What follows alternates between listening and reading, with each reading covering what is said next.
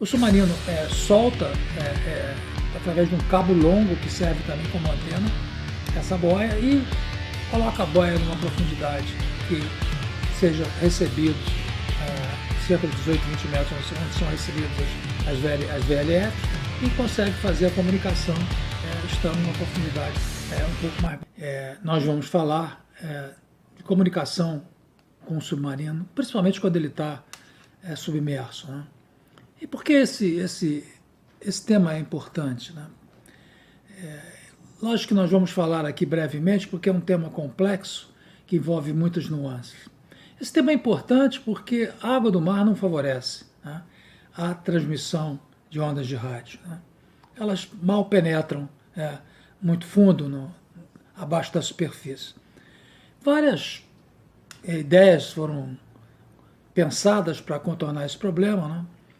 E as ondas, por exemplo, de very low frequency, as frequências de very low frequency, que estão na faixa de 3 a 30 kHz, elas vão até 20 metros, 18, 20 metros, né?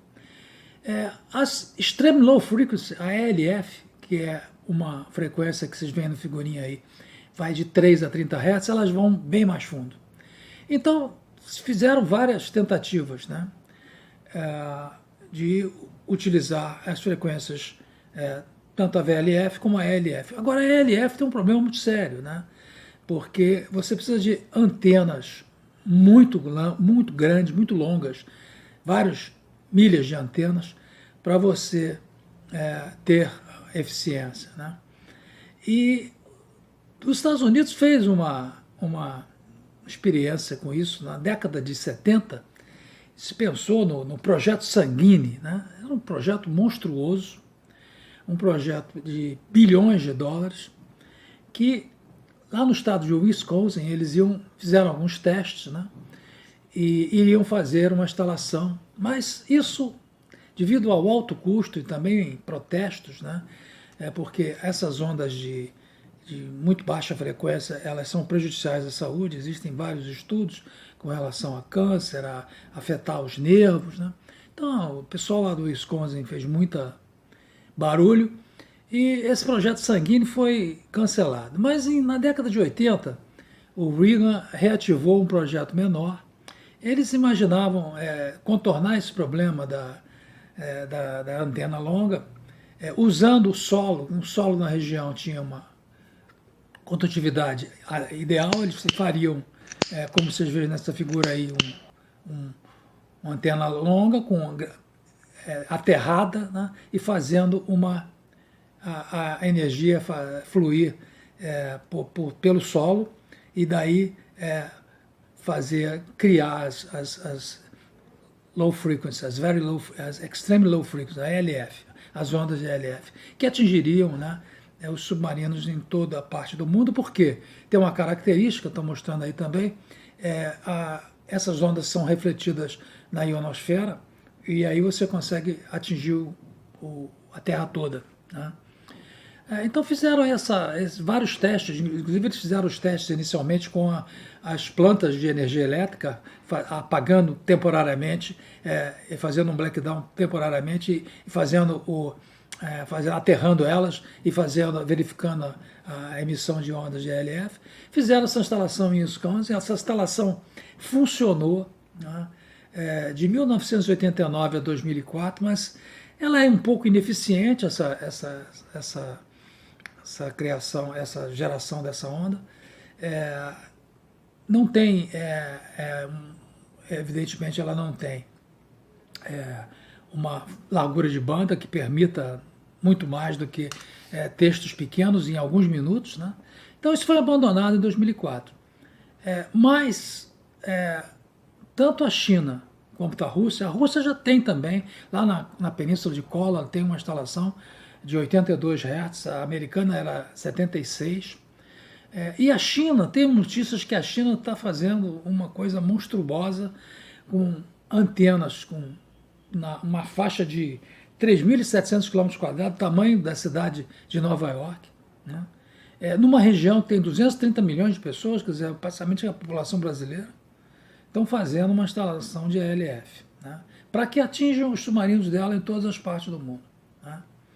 Mas os Estados Unidos, como eu disse, abandonou isso, e a alternativa deles é continuar usando a Very Low Frequency, a VLF, através de boias, né? O submarino solta através de um cabo longo que serve também como antena essa boia e coloca a boia numa profundidade que sejam recebidos cerca de 18, 20 metros, onde são recebidas as VLFs, e consegue fazer a comunicação estando numa profundidade um pouco mais baixa, né?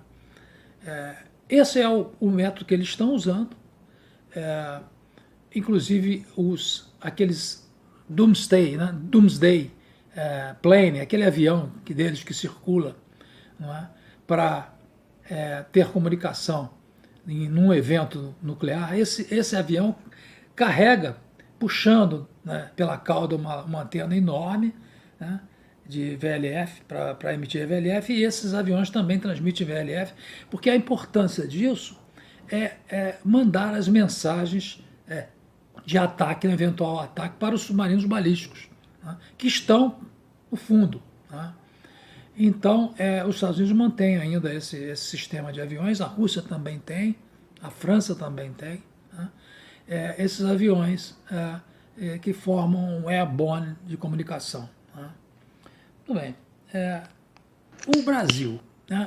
O que é o Brasil entrando na era de submarinos nucleares, nossos submarinos nucleares, digamos que esteja aí operando em 2030, digamos. A Marinha pensou nisso, pensou em VLF, é capaz, e provavelmente sim, né? Mas isso é muito caro, não há como a gente arcar com isso, né? Então, eu essa semana conversei com um colega de Marinha, que foi inclusive um dos comandantes da Força Submarina, e conversei com ele sobre isso, e a Marinha, como é que a nossa Marinha vai resolver esse problema? Vai tornar vulnerável, né, o submarino, porque não tem VLF, nós não temos estação de VLF, parece que nessa nova estação da Antártica tem uma estação de VLF, foi instalada uma estação de VLF, mas o objetivo dela é estudo de ionosfera. Então nós não temos como, diferentemente como o Canadá, por exemplo, que tem acordos com os Estados Unidos e parece usar, né, instalações de VLF americanas, né? Nós não temos, mas também é muito caro, né? Então, o que a Marinha está pensando, né? Esse meu colega me disse o seguinte, é um problema isso, mas a questão dos satélites tornou essa coisa, a pressão menor sobre isso. Por quê? Com uma antena optrônica pequena, o submarino pode vir rapidamente à superfície, mandar o que tiver de comunicação, receber o que tem que receber e voltar para a profundidade maior. Então, os satélites, de uma certa forma, supre. Não é o ideal, porque o ideal seria você ter comunicação com o submarino mais profundas, para profundidades maiores, né? Não é o ideal, mas o satélite, de certa forma, e nós já temos um satélite estacionado em órbita estacionária e com frequências militares, o satélite resolve um pouco. É nisso que a Marinha está pensando para a comunicação com o seu submarino, né? Ele se torna um pouco vulnerável quando vem à superfície, tudo bem, faz o que tem que fazer em termos de comunicações e volta a profundidades maiores, né? Então, esse problema da comunicação com o submarino no fundo do mar não é um problema resolvido. Existem novas tecnologias que estão sendo estudadas, né? Laser, né, e a quantum, né, a energia quântica.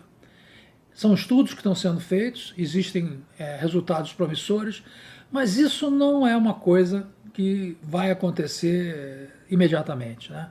Aliás, tudo que envolve a energia quântica, tudo que envolve a mecânica quântica tem uma maturação longa, né? Você vê, os computadores quânticos estão aí, estão chegando a resultados, mas ainda estamos longe de ter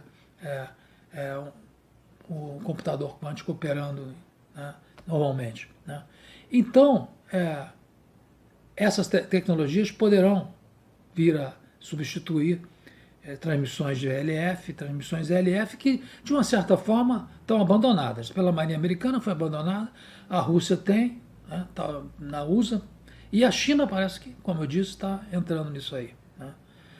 Então era isso mais ou menos que eu queria dizer sobre frequências disponíveis para você alcançar o submarino.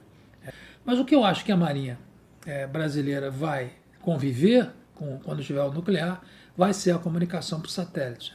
Ela não tem estação de VLF, muito menos de ELF, então ela vai conviver com o satélite para fazer as comunicações e voltar à profundidade que tiver que estar mais profunda o submarino.